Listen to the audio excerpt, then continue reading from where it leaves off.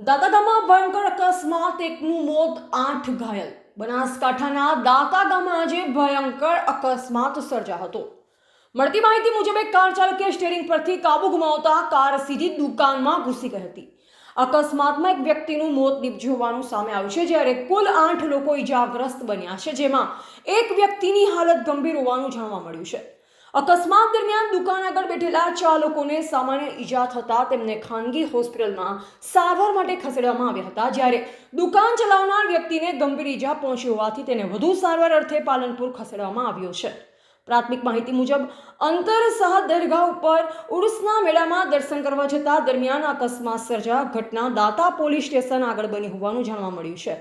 અકસ્માત બાદ ઘટના સ્થળે લોકોના ટોળેટોળા એકત્ર થયા. બનાવની જાણ થતાં દાંતા પોલીસ તાત્કાલિક ઘટના સ્થળે પહોંચી તપાસ હાથ ધરી તેમજ 108 એમ્બ્યુલન્સની મદદથી તમામ ઘાયલોને સરકારી હોસ્પિટલમાં સારવાર માટે ખસેડવામાં આવ્યા હતા.